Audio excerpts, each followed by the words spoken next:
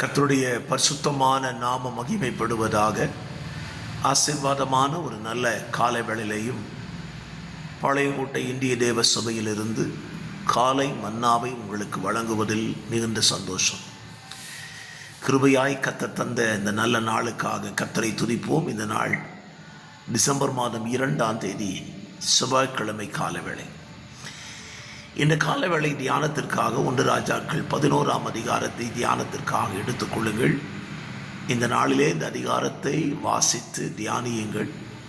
இந்த காலை தியானத்திற்காக இந்த அதிகாரத்திலிருந்து ஒரு வசனத்தை உங்களுக்காக வாசிக்க விரும்புகிறேன். 9ஆம் வசனம். ஆகையால் இஸ்ரவேலின் தேவனாகிய கர்த்தர் சாலமோனுக்கு 2 விசை தரிசனமாகி அந்நிய தேவர்களை பின்பற்ற வேண்டாம் என்று கட்டளையிட்டிருந்தும் அவன் கர்த்தரை விட்டு தன் இருதயத்தை திருப்பி. ஆண்டவர் சாலமோனோடு கூட பேசுகிறதை இந்த வசனத்தில் நீங்கள் வாசிக்க முடியும். 2 விசை பேசினாராம். நேரத்தில் சாலமோன்கிட்ட ஆண்டவர் 3 தடவை பேசியிருக்கிறார். 2 தடவை அந்நிய தேவர்களை பின்பற்ற வேண்டாம் என்று பேசியிருக்கிறார். ஆண்டவர் நம்மகிட்ட பேசுகிற காரியங்களை கவனிக்கணும். ஆண்டவர் நம்மிடத்துல பேசிக்கிட்டே இருப்பார் அப்படின்னு நம்ம நினச்சிடக்கூடாது. நாம் அவர் பேசுவதற்கு செவி கொடுக்காமல் போனால் நம்மிடத்தில் பேசுவதை அவர் நிறுத்தி கொள்வார். இஸ்ரவேல் ஜனங்களை குறித்து ஆண்டவர் சொல்லும்போது 40 வருஷமாய் அந்த சந்ததியை ஆரோசித்து முடிவெழுதிட்டார். இந்த காலவெளியில் உங்களிடத்திலும் என்னிடத்திலும் கர்த்தர் பேசுகிறார் என்றால் நாம் அதற்கு செவி கொடுக்க வேண்டும், அதற்கு கீழ்ப்படிய வேண்டும். அப்படி செவி கொடுத்து பேசி கீழ்ப்படிந்தால்தான் திரும்ப நம்மகிட்ட பேசுவார். அப்படி இல்லைன்னா நம்ம என்றைக்கோ ஒன்று பேசப்பட்டதை வைத்து தான் காலங்களை நம்ம கழித்து கொண்டிருப்போமே தவிர ஆண்டவர் நம்மிடத்தில் திரும்ப பேசுகிறதை நம்மால் கேட்க முடியாமல் போய்விடும்.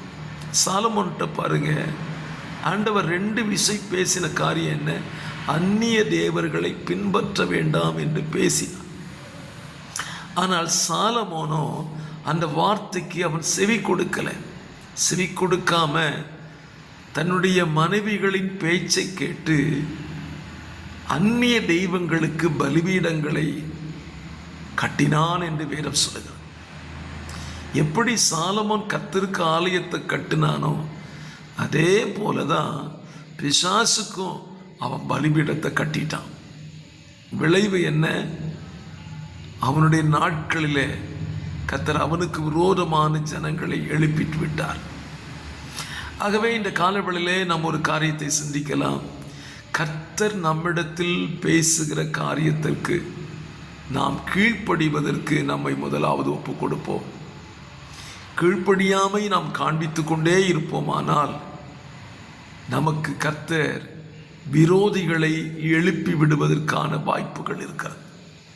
ஆகவே ஆண்டவர் நமக்கு விரோதிகளை எழுப்பாமல் இருக்க வேண்டுமானால் கர்த்தர் சொல்ற வார்த்தைக்கு நம்ம கீழ்ப்படிய வேண்டும்.